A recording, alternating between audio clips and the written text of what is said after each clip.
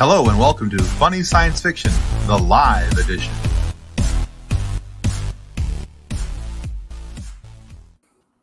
Yeah, I don't know that I'm going to get used to the live edition portion of that introduction. That's going to take some time, or we're going to have to get somebody better to voice it. Andrew. So I was going to say we can't afford James Earl Jones, but no, but when you know people in the voiceover industry, Andrew, sometimes that's an easier thing to do.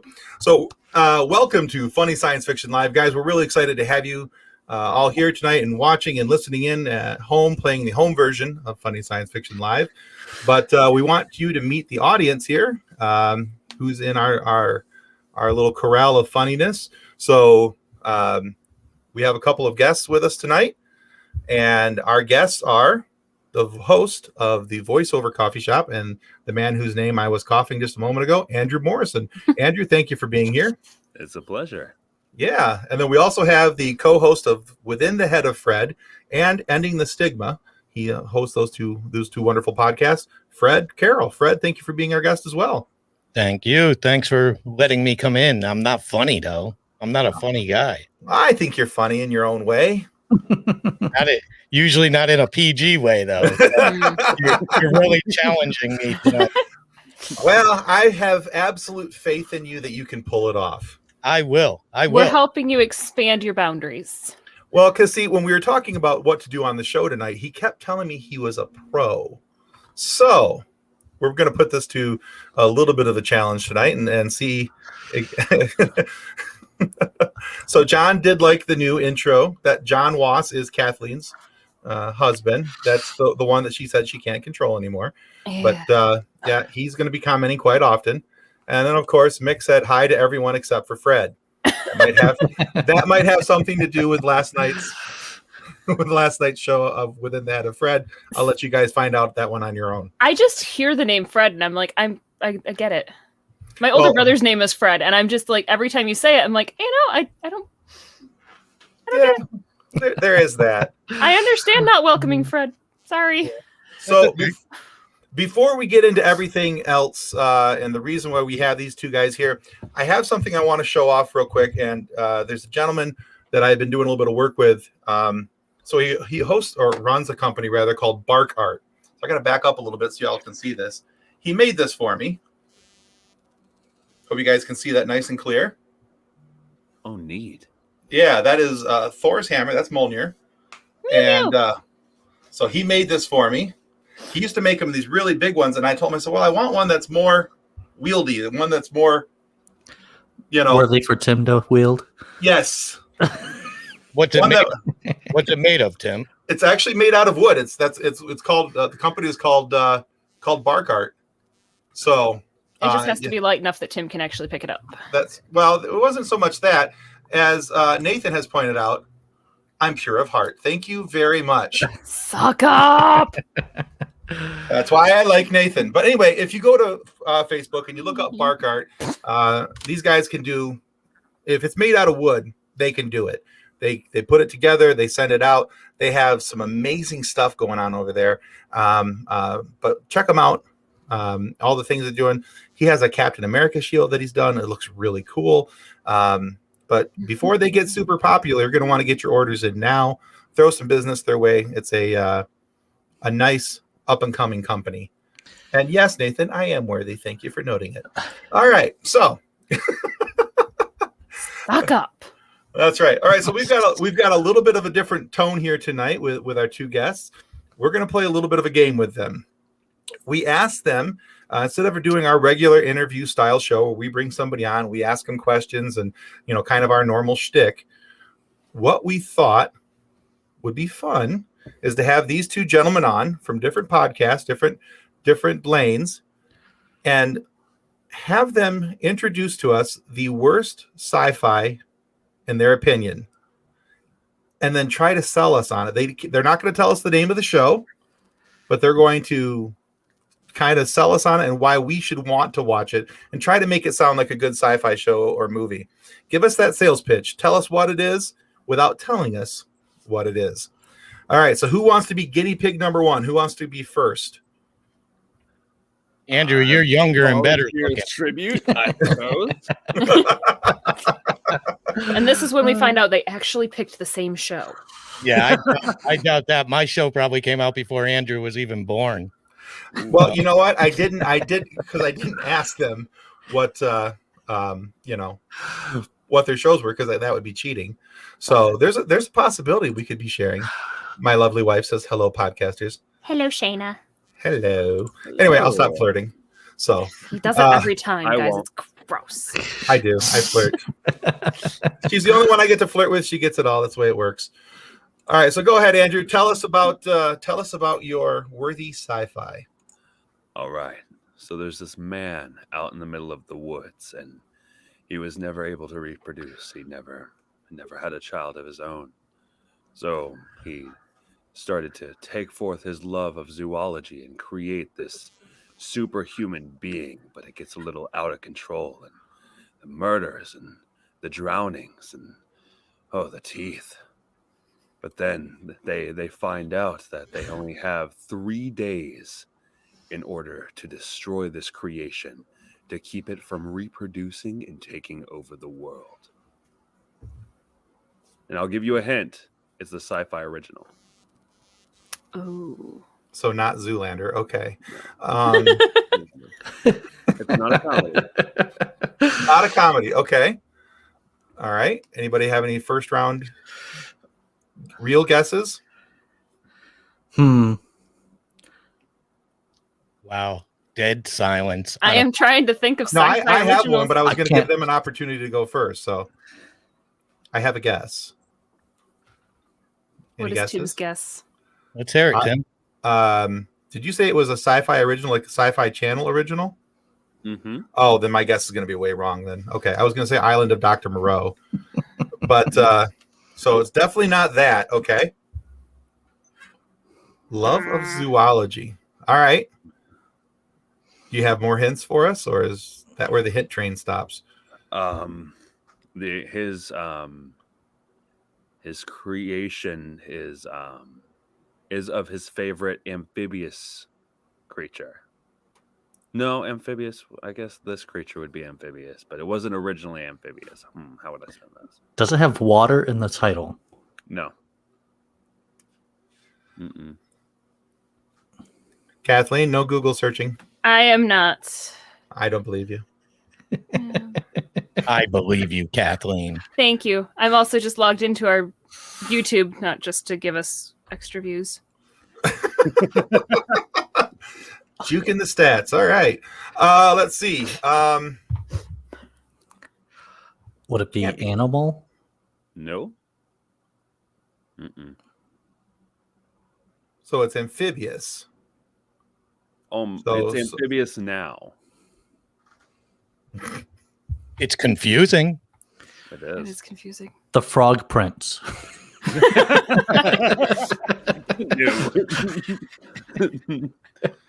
Oh.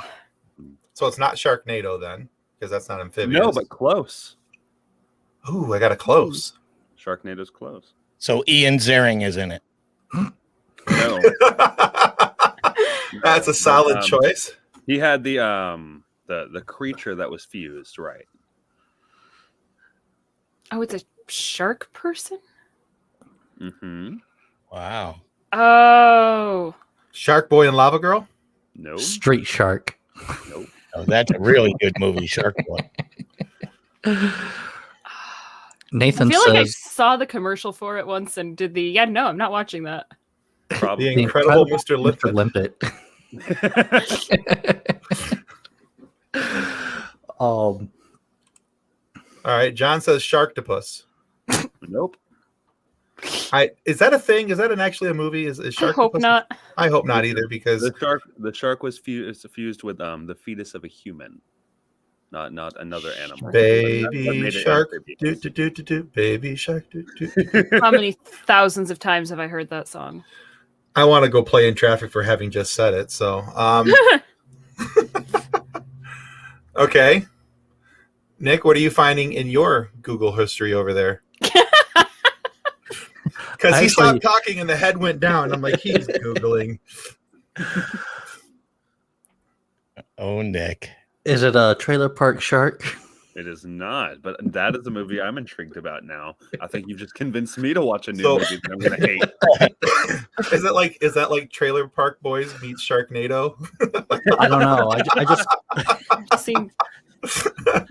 I just logged into Sci-Fi to see what was on their thing, so and they got sharks, and more sharks section. Wow. You're just scrolling through their shark options. I've been neglecting sci-fi originals.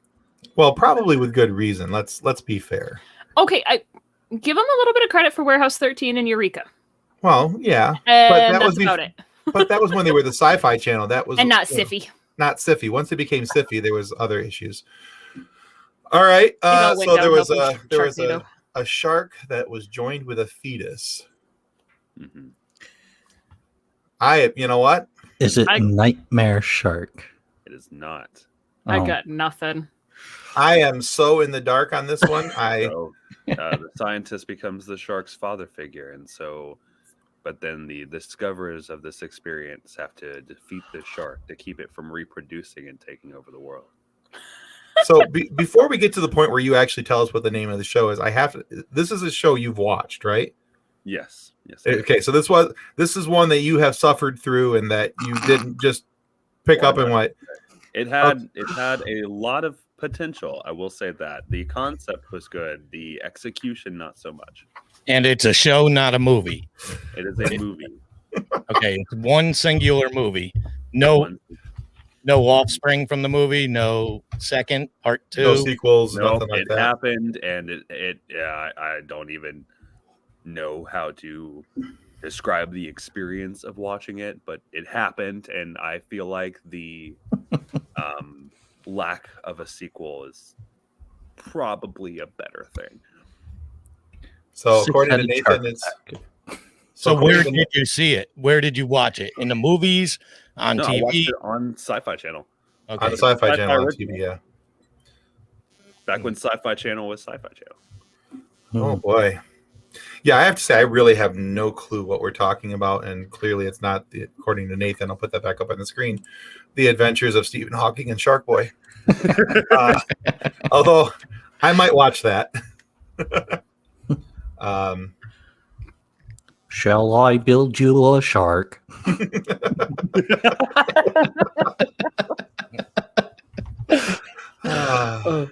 Hammerhead All right. Shark Frenzy. Hammerhead Shark Frenzy. Mm-hmm. That was the name of it. That was the name of it. Wow. Hmm. Now tell us why it's bad. Yeah, so tell us. So other than the fact that it was on the Sci-Fi Channel, tell us why it was bad. I have now pulled up the Wikipedia page for it, and the picture just makes it look like it's bad. So the concept had so much potential of going for this almost Frankenstein's monster meets shark. Like it was just this beautiful concept, and I expected a lot from it. I was like, oh man, a shark man, like this could be so well done. But then you sit and watch it, and it's definitely a rushing through the woods with a shaky camera to try to give off the depiction of, hey, maybe there's more going on here than that's actually going on here. When you finally see the shark, then it's just chicken wire and plastic. And that could have all been forgiven if not for the fact that the main female protagonist almost ended up having sex with the thing in order to reproduce and create this new species of human shark people. Andrew, this is a PG show. They tried to make love. They tried to make love. Coitus. Well, I think yeah. They almost tried to hold hands once in this doctor's basement, and no. it ruined it. See Hmm. what happens, Tim, when you bring us on the show? It goes right to bestiality. But clearly, yeah. So that happened. Wow. So I'm assuming I'm going to bring up this picture. Yep. If it let's see, if it works.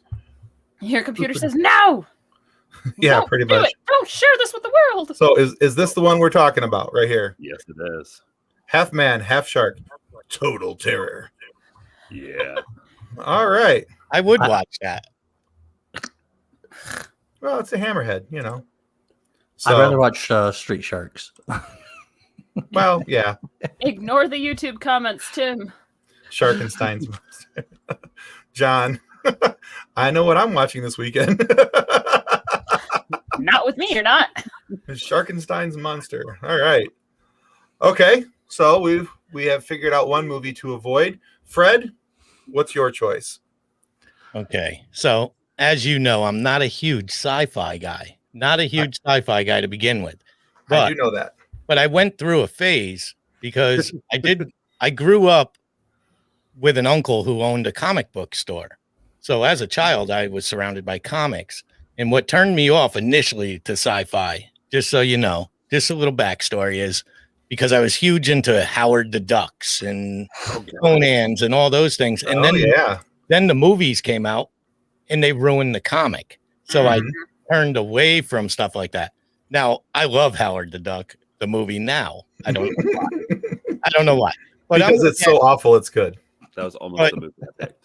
I moved back into sci-fi in my teen years because in a PG way, alcohol was introduced into my life, and I'd come home and watch these crazy movies, mostly John Waters types movies and stuff like that. But I'm going to read to you piece by piece and let you guess. So this movie that I picked is from 1986, and it's in the city of Los Angeles. The second dark age and two forces are in conflict. A mystical order of women warriors take hope in a sacred power crystal and seek to rebuild the wasteland. Does it ring any bells? It shouldn't, because if it does, you had a really bad childhood. But I honestly watched this movie a few times. And it came out in 86. 1986. I'm going to continue with the description because keep going. I'm that confident you're not going to get it. So I would say so far you're well on the dark side. The evil doctor, flanked by his army of hellion oppressors, wants to rid the world of good forever. The doctor sets out to steal the crystal, but the sisterhood defends it with their lives. Unfortunately, the crystal is lost forever. When, during a desperate chase, the doctor plummets with it into a great bottomless divide. And I could tell you, this has nuns in it. Nuns. And it has comedy to it, but it's comedy sci-fi. And I could also tell you it has 5 sequels. Oh, God. 5. And all 6 combined might have made $10,000. But it has just off of you? No, I bought I could tell you a little thing about that. I got the VHS tape, okay, in 1986 for Kathleen and Andrew. Those are those things that we would put into machines, and then these machines would show really poor quality movies on a screen. Familiar with the concept. Oh, yeah, it was fun, but it's such a well, I'm supposed to tell you it's a good movie, but obviously it's not. So on the back cover, it's so bad that they use scenes from another movie on the VHS tape. The scenes on the back aren't even in the movie. So you know the movie's bad. Nathan would like to know if he was a doctor in the way that his dentist is a doctor. Yeah, because it was so science fiction based and stuff. You know, I could also tell you the theory behind this was, without giving, I omitted the title from the description because it had it many times. But the theory behind this wasteland was all the machinery could not be used anymore. Cars couldn't be used. Trains, airplanes were all eliminated during this craziness. It wasn't Star Crystal, was it? No. No. Star Crystal didn't have nuns in it. I could also tell you the guy that created this. He wrote it and created it. Sadly, he's passed on. Okay. Maybe great for the movie industry. His name is Donald G. Jackson, and I did some research on Donald G. Jackson. Go for it. What I found out about him was his first movie was financed when he accidentally took 3 of his fingers off in a factory accident while working, and he took the lawsuit money and put it into this film. This is how his career started. I shouldn't be laughing at that, but I just find it absurd that that's how he got started. That's how he got started. And he was a creepy dude. But I mean, he had 50 movies in his life, 50. Wow. And Okay. 6 of them were this amazing film that I want you to watch tonight. I could tell you some of his other titles if that helps. Sure, why not? Let's give it a try. Rollerblade? Max Hell Frog Warrior. Well, that helps. Rock and Roll Cops Light, Hawk Warrior of the Wheel Zone, Naked Avenger, The Witch's Brew. And just so you know, somebody just said the title. Who just made a guess? Rollerblades?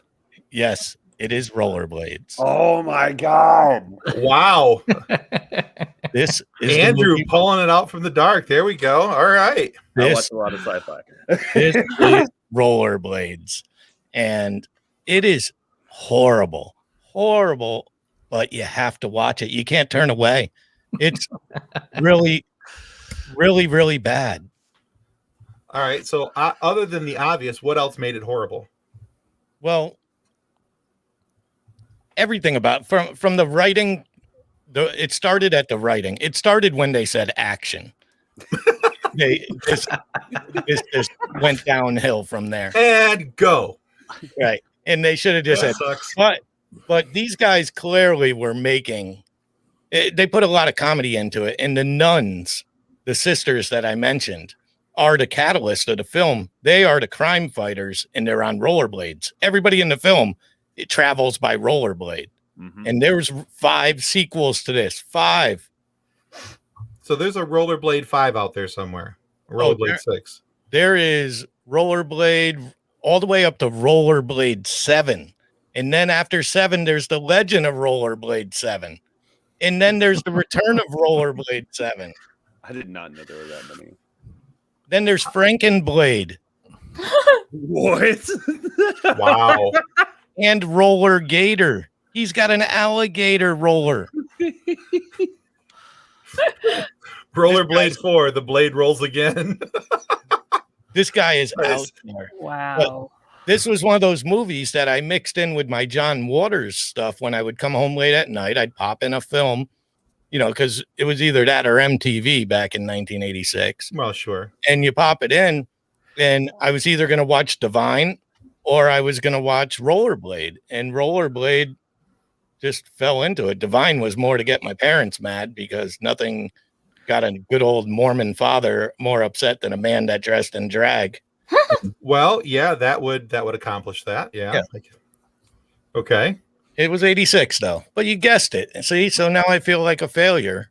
Well, it wasn't us that guessed it. It was No. Andrew. So And you Yeah, still but- did a brilliant job, because that took me a minute, because I did not know there were that many, but I have seen Rollerblades, and I just can't believe that there's that many movies about people on rollerblades fighting crime. That And just- I initially was going to go with Maximum Overdrive. I was going to do a Maximum Overdrive one because I'm a huge Stephen King fan, but that's a nightmare of a film also. in a But different way, yeah. it's hard to sell that because the minute I mention, there's only one plot to that movie, Right. The minute I mentioned it, if I said the Goblin Truck, bam, you guys got it. And done. Right. And so Yeah. I had to really dig deep into my history, and I'm an elder gentleman at this point, so my mind doesn't work as quick. So that's all I got for you, though. No, that was good. was good. I think you have scarred me though, because I didn't realize that many movies could be done about people on rollerblades fighting crime. my husband has messaged me that he wants to watch both of them now. Yeah, my brain's a little stuck in that point right now. Not gonna lie. So you should pull up the picture for that one though, Tim. I don't know that I want to.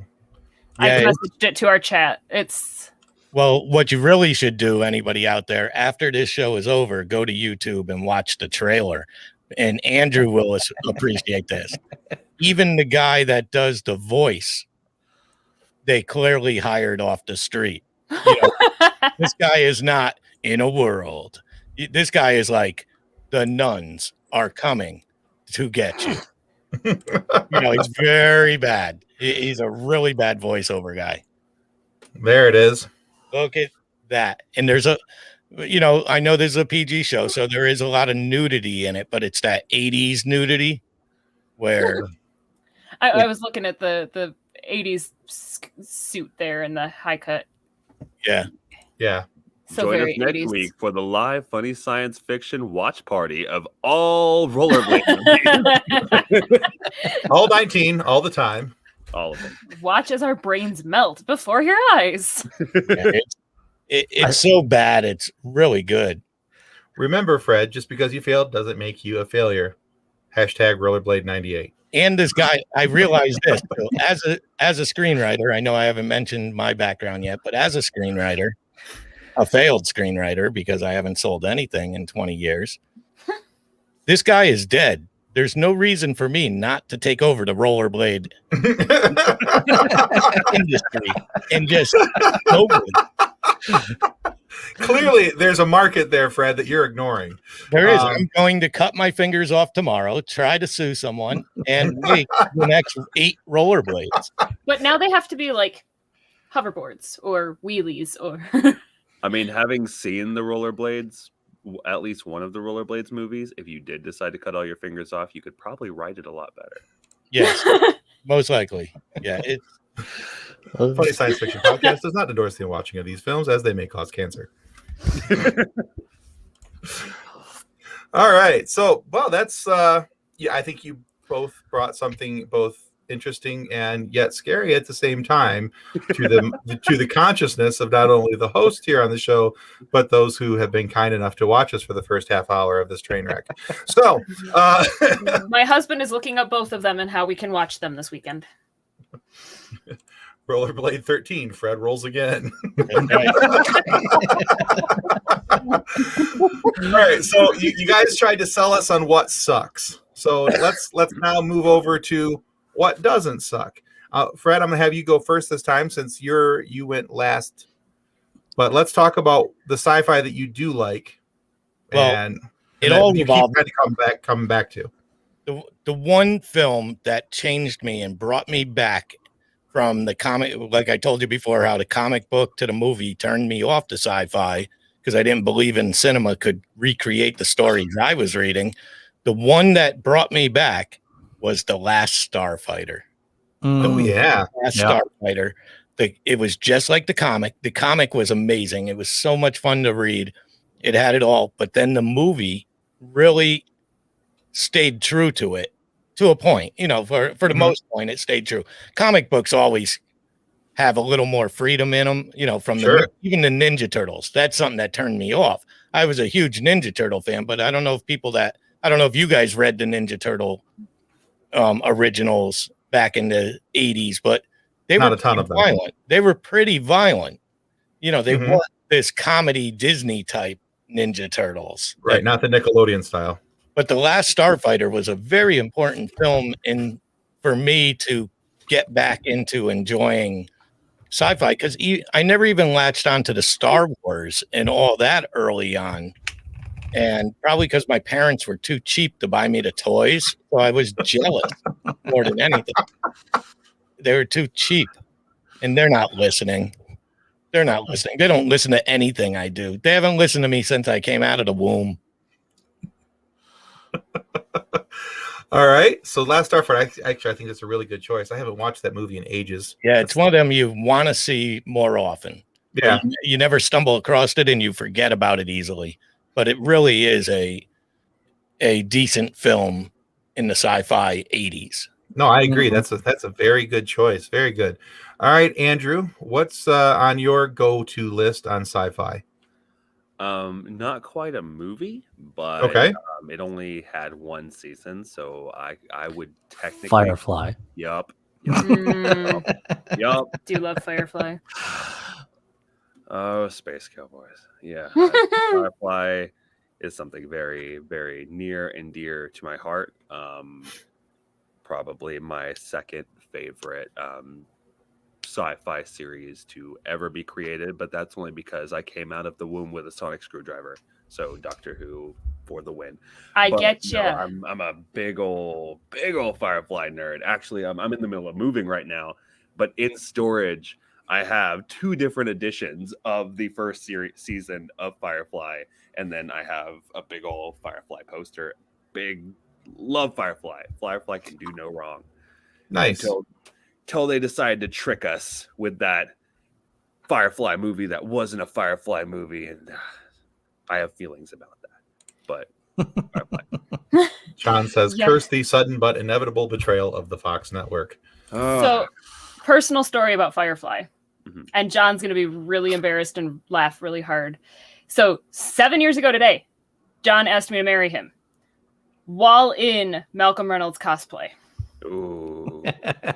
There you go. Hey, And I was say dressed yes. as River Song. Like, we had gone to a favorite TV show costume party. And then he proposed after that, but he was dressed as Malcolm Reynolds. And I was only slightly disappointed that the person dressed as Malcolm Reynolds wasn't actually Nathan Fillion proposing to me, but I married him anyway. You forgave him for that I slight did. indiscretion of not being Nathan Fillion. I get that. It's not his fault. Not everybody his can fault. have that Not jawline. Yeah, not everybody can be Nathan Fillion. I would say my favorite episode out of that series is Jamestown. Yes. Yes. I think just that moment of when they all get there and that shock that is on everybody's face is like, who? So, what do you think about the remake that's supposedly coming? It's one of those things where you really don't know until it comes out. From You know what I mean? I have no idea what they're doing with it. So I mean, Right. it could be really, really good given current technology and directors and what people really, really want out of it.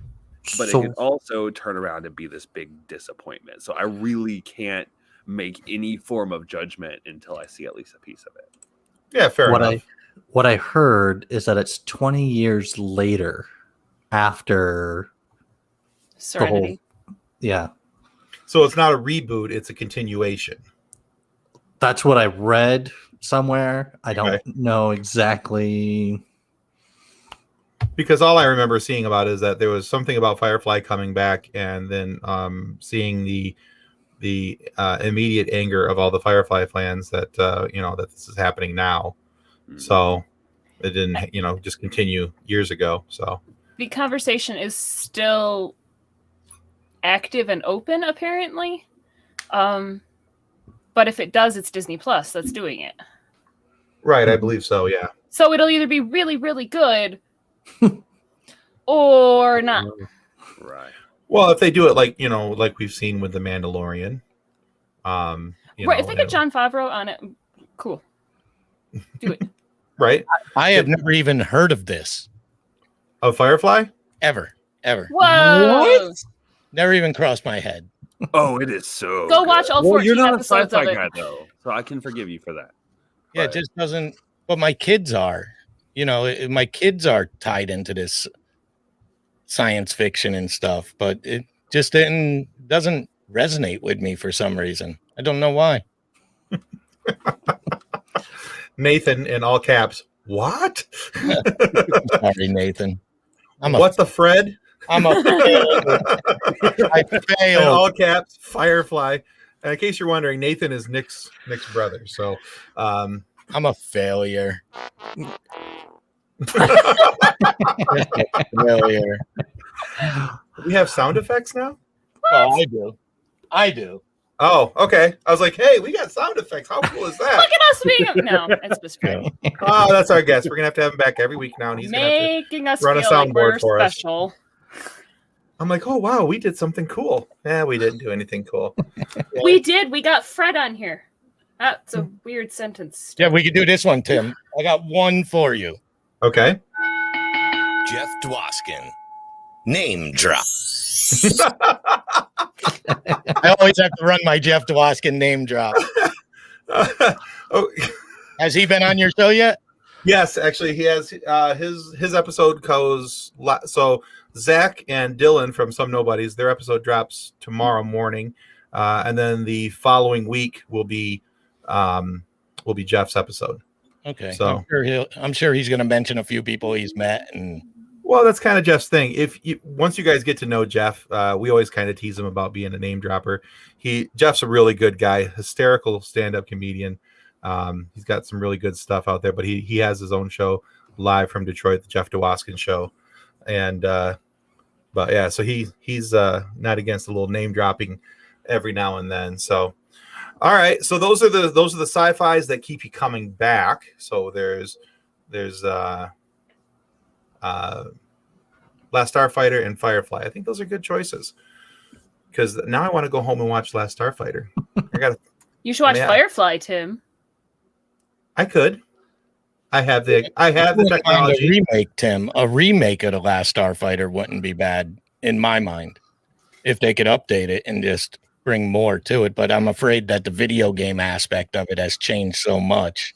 Yeah, it's not the Galaga days anymore with that type of Although that might make it interesting too. And I thought they were remaking Last Starfighter as well. They might be. They make everything over. They're remaking. They're remaking. What do you call it? That I have on my wall back there with John Candy and Trains, Planes, and Automobiles. What? Mm-hmm. Yeah, they're remaking it with Kevin Hart and Will Smith right now. Okay, I could probably see that one. I mean, that's a good cast. I just didn't. Well, is it? Be a thing. It is, in my opinion, it is, but only if you reverse the roles, because obviously you're probably thinking Kevin Hart is John Candy role. That's what I would assume. I think if it was the opposite, maybe it could work, just to take away the obvious. But yeah, science fiction, not John. Yeah, no, I get it. Yeah, so here's a little something on the Starfighter thing. So, sequel is still in the works. It's not a remake; it's a sequel. He's saying, and it's with the original writer. So this could be interesting. So, I mean, the artwork for it, if that's the artwork, that looks kind of cool. So that could be interesting. So we'll check that out. All for it. Let them do it. Yeah, if it's a sequel, that could be interesting. It could be a different.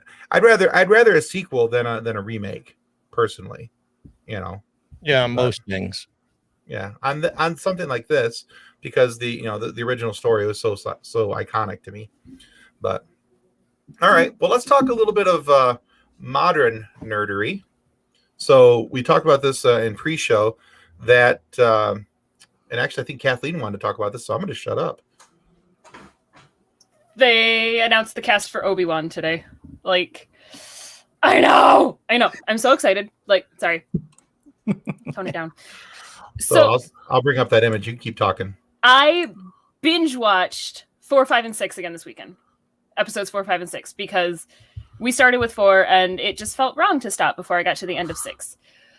But going from episode 3 to episode 4, and you miss the rise of Vader. And so with the Obi-Wan show being 10 years after episode 3, getting to see Darth Vader come into his power and getting to see Hayden Christensen as Darth Vader is so exciting to me, besides the fact that it's Ewan McGregor. I didn't even know Hayden Christensen was alive. He did a lot less acting after episode 3 because the writings for episode 1, 2, and 3 were horrendous. I love the movies, but the writing was terrible. Well, I'll give you that, especially on 1 and 2. I thought 3 was better, but there was still 3 was better. Yeah, George shouldn't write. He's the idea guy. Yeah, and that was the thing, is that was what John and I were talking about while we were watching it, was he's great for the ideas. He created this open concept world that they got to build so much around his original idea, but don't let him write the dialogue. Right. So I'm kind of curious who these other people are going to be in the episode. So obviously we know that Ewan McGregor will be Obi-Wan. Hayden will be Anakin / Darth Vader. Joel Edgerton is going to reprise his role as Lars, Uncle Lars. And Bonnie, you could tell that Bonnie probably lives where the sun doesn't shine as much. Right. On the other side of the planet. So I'm kind of curious because I like and I can never pronounce this guy's name, but Kumail Nanjiani. Yeah, Nanjiani. He's an amazing actor, and I'm really curious to see what role he'll be playing. Sung Kang is very good, and of course there's Ice Cube Jr. over there in the bottom left corner. So yeah, so I'm really kind of curious what roles these guys are going to be playing in the show, how it's all going to come out. I think from what I've read so far, it's expected to be a 6 to 8 episode miniseries, kind of like what we got with WandaVision and what we're getting with Falcon and Winter Soldier right now. So the only other character that they've confirmed is that Bonnie is going to be Beru. Okay, that's so she's Aunt Beru. Okay. Can we bring back TV shows that have like 20 episodes in a season? I would love that. I mean, I liked that WandaVision was a miniseries. I don't like how it didn't do what we wanted it to, but it was still good. Well, I think it did, and I think it didn't. I think that there was just so many fan theories out there that it was going to be hard to please everybody. Right. And a lot of people were making stuff up where they're like, oh, you mean it's not about this? And they were like, no, that's not what. Another show I have not watched yet. Right. Or the Mandalorian. WandaVision was supposed to be right before Far From Home. That's right around the placement of it. So no, I think they did brilliantly with it. Mm-hmm. Yeah, I'm very curious as to, what all the possible tie-ins are now for the next stage of the MCU, and what possible introductions this set up, because there's so many things where it looks like it could have set up the X-Men, where with the mutants being made, or it looks like they could be bringing in the Fantastic Four. It looks like they possibly introduced 2 members of the Young Avengers in the show, with Speed and Wiccan and all of the above. I am so ready for them to start doing more Fantastic Four for one particular reason. So the Fantastic Four is one of the few groups that were able to hold the Infinity Gauntlet. And so I'm really wanting to see that tied in. Right. To this version of MCU. Yeah. Yeah, I'm nervous though with anything that says Fantastic Four on it, because 2015 scares me. Yeah. And then there was the 80s TV show. The two movies that were before the 2015, I actually didn't mind those. I really didn't. I thought the Silver Surfer one was much better than the original, but there was a little too much camp in it. Oh, I agree. But yeah, they sillied it up too much, and I didn't like the fact that Galactus was just a space cloud.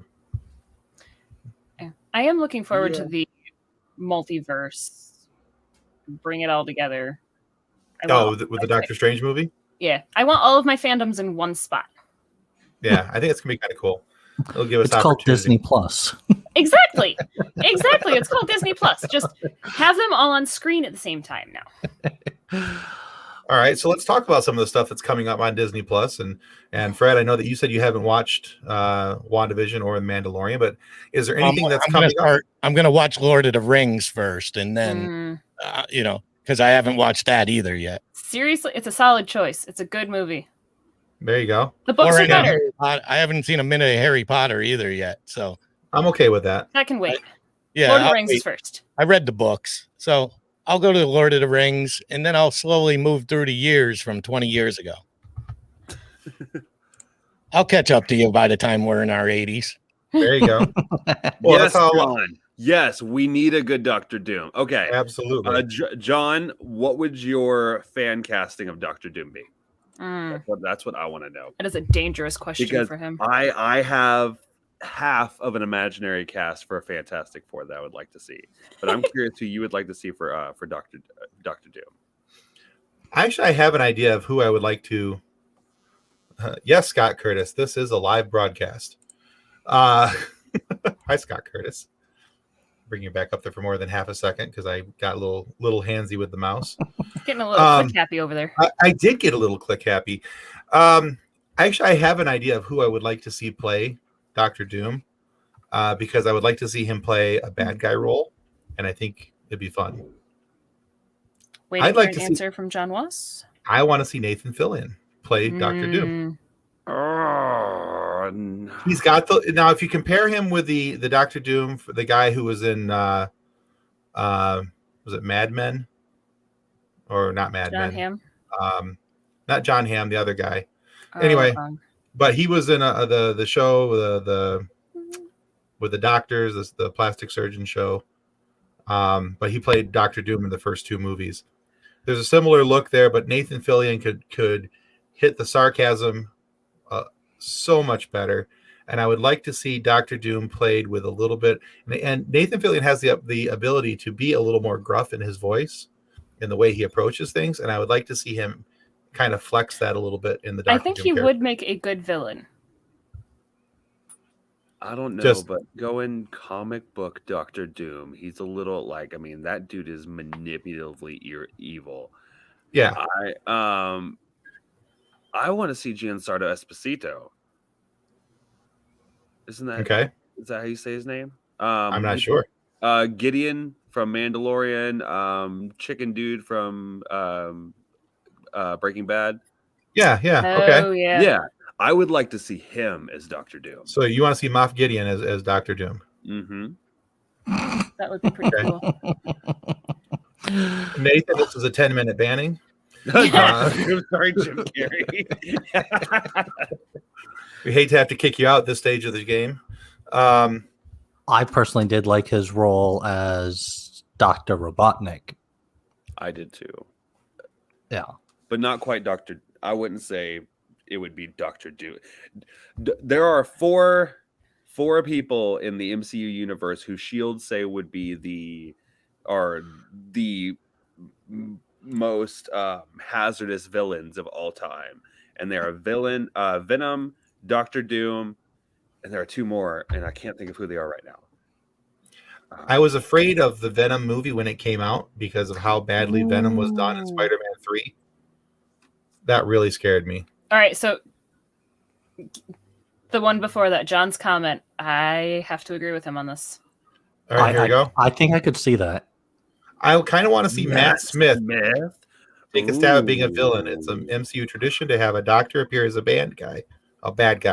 Maybe not Doom, but someone. That would be really cool. David Tennant. David Tennant did so good as Kilgrave. Yes, he was amazing as Kilgrave. Honestly, I think one of the best MCU written villains, and it was a shame that it wasn't on the big screen, but he was brilliant in Jessica Jones. Matt Smith as Doctor Doom could be, or even just any MCU villain that they could pull him in as. And Nathan might disagree with you about Moff Gideon. I barely liked Moff Gideon as Moff Gideon.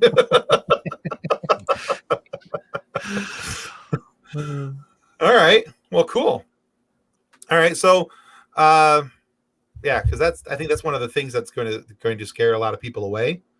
Is with any talk of Fantastic Four, is A, who's going to write it, and B, it's going to come down to casting. So it's going to have a strong writer and cast.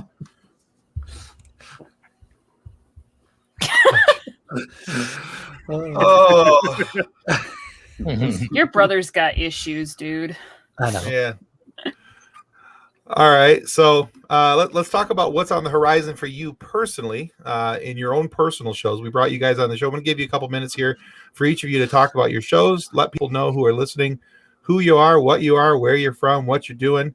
Let's see. Andrew, we'll go alphabetical order. Why don't you go first? Talk about your voiceover coffee shop and anything else you got going. Yeah, so my voiceover career has been hitting really hard this year, and it's been really good. It's been getting a lot more love than I ever expected it to. But last year, with the pandemic happening, we have something called VO Atlanta in the voiceover community, Or in Atlanta, it's this giant seminar where you kind of rub elbows with people and you learn, and you have the opportunity to perform in front of casting directors and learn from the best of the best. And it's just this beautiful, wonderful networking opportunity. But with the pandemic, it all happened online. So you don't exactly have the chance to kind of rub elbows with people. So I started just going, and I was like, well, hey, I want people to be a little bit more than a name on a screen or on my Facebook feed or on my LinkedIn or whatever. So I started emailing people and messaging people and being like, hey, you've got like 10 to 15 minutes. Do you want to sit and have coffee? And I kind of want to pick your brain a little bit. And I got a lot of the, well, here's my business consultation form. I cost $150 an hour. And I was like, no. It's not really about that. And so expecting maybe 1 or 2 people to opt in a week, I was getting like 200 Zoom meetings scheduled a week. And it was crazy because I do a lot of voiceover work. I do animation, video games, audiobooks, e-learning modules for hospitals. I do commercial work. I do promos. But as an animation guy, I don't know what it's like to go work on a Warner Brothers production. As an e-learning guy, I do a lot of e-learning, but I don't know the dark shadows of somebody that's been doing e-learning for like the past 30 years. And through all these Zoom calls, I was gaining all of this information that it was just ridiculous. And I wanted the opportunity to kind of share that as a resource to potential voiceover artists. What exactly do we do every single day that's aside from the same 10 questions you're seeing voiceover artists being asked over and over and over in interviews? How are they instilling value to their clients? What you know them as this role, but what role really sat well with them, and what was the character development process of that like? How do they take their coffee in the morning? So I created something called the Voiceover Coffee Shop, where it was kind of like my little personal resource, and it ended up just getting a lot of love and a lot more traction than I ever expected it to have. So that's what I've been working really, really hard on, and it's been a blast. I've got people like Bob Bergen, who is the voice of Porky Pig, but he's also the voice of No Face from Spirit Away, and Bucky from all the Winter Soldier video games, and Bucky the Squirrel from The Emperor's New Groove. I've got people that do all the narrative stuff for IHOP and Discovery Channel. I got Sam Quasman, who you know Sam. Sam is Little Quacker from Tom and Jerry, and he does a bunch of stuff for Adult Swim. And so it's just me and my friends sitting and having coffee and talking about the voiceover industry, kind of showing behind the smoke and mirrors of what we do. Yeah. Now I actually subscribe to both of you guys on all your podcasts, and I have to say that one of the things I love about the Voiceover Coffee Shop is it's a nice behind, like you already said, it's a nice behind the scenes look. I like the fact that it's not it's not an audition tape. It's not 50 minutes of some guy sitting there going, well, here's a voice I did over here, and this is how I do that voice. It's actually, if somebody's even thinking about getting into the voiceover community, I think that this is a perfect podcast for them to listen to, because they're listening to industry veterans talk about what they do, how they do, why they do it. And it's actually just a really fun conversation to listen to, even if you're not looking to get into voiceovers. Recently, my wife and I were driving back from Virginia, and I think we listened to every episode you had available at the time. Oh, thank you. Yeah, we absolutely enjoyed it. Which is, kind of nice, because my wife and I have very differing opinions on what's entertainment. Love you, honey. And, so that was kind of cool for me. So kudos to you on the Voiceover Coffee Shop. Strongly recommend everybody get a chance to listen to that. Fred, what about you? What do you got going on over there? Well, before we get into me, I wanted to tell Andrew that my next door neighbor is H. John Benjamin's parents are my next door neighbors. And I don't know if you guys know who H. John Benjamin is, but No, but I feel like I need to. Yeah, well, H. John Benjamin is the voice of Archer. He's the voice of the Arby's. He does Family Guy. He does Bob's Burgers. He's all the voices on Bob's Burgers. We need to talk with him. Yeah. I don't see him that often. I mean, his parents are very elder and live next door to me. So, and he used to be my boss too. So So if you could feign a need to go over there and like repair something on their computer or something, Borrow a and then cup of just get us sugar. the phone number, cup of sugar, bring up a bag of flour, whatever, make it happen. Get us the phone number. And I will. But all right, woohoo. About me, I am the host of Within the Head of Fredd, which is that right there. And Within the Head of Fredd is, I got it rated as rated R. And the only reason it is a rated R podcast is because we are very open-minded.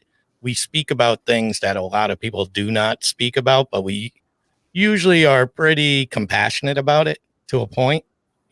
Comedy draws a line in certain ways. So Jennifer and I do that, and that's every Saturday. But my newest baby is Ending the Stigma, Path to Recovery, which is a drastic 180-degree turn for me from one show to the other, because this show is more about mental health, and we have live call-ins, and it's a live show. It's on Wednesdays now, 8:30 to 9:30, and we let addicts call into us, and this is done with me and Scott Silverman, who is a life coach out of San Diego. Amazing, and it's been very well received. It's a slow roll and a slow grow, but it's very you feel good after you did it, and you also feel bad, but you also feel fortunate and all the things, so we're very passionate about that. It goes into the suicide. Actually, Tim was on the show with us at one point. I don't remember what we talked about with you. We talked about the importance of recognizing the need for mental health, and people acknowledging the need for their own mental health. And that was on the back of my other podcast, Focused on Forward. So that's what I was there as. Wasn't there as funny science fiction. But I don't think funny science fiction and Ending the Stigma go together, but funny science fiction and Within the Head of Fredd might. There you go. Absolutely. And that's why I came on as Focused on Forward. But yeah, you and Scott were kind enough to have me on.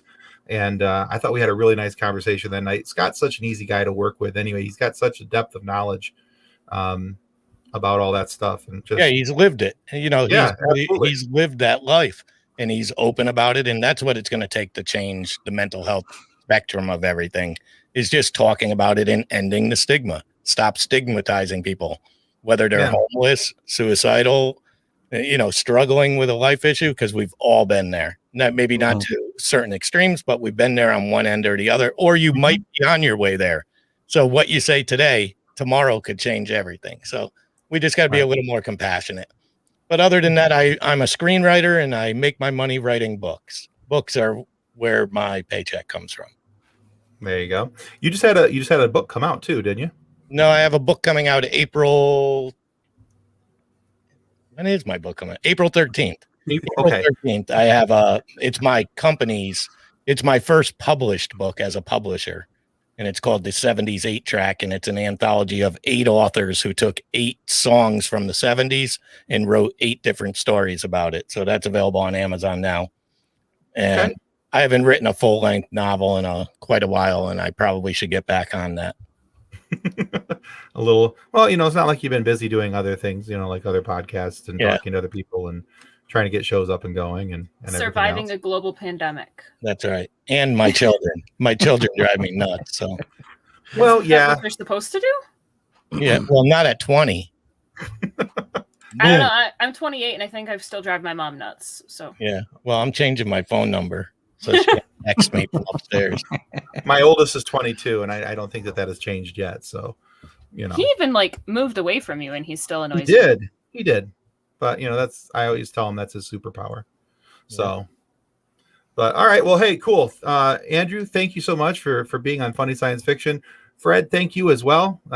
Really had a good time with you guys. Thanks for being our guinea pigs and trying out our new game and putting up with our lack of sci-fi knowledge, or at least bad sci-fi knowledge.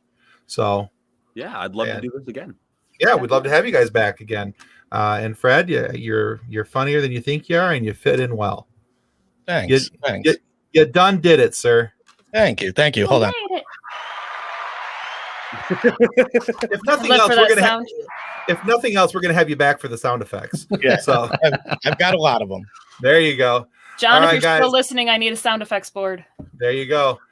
All right, guys. Thanks everybody for watching. Thanks for being a part of Funny Science Fiction Live. On behalf of the rest of the hosts of Funny Science Fiction, we'd like to thank you for listening to this episode.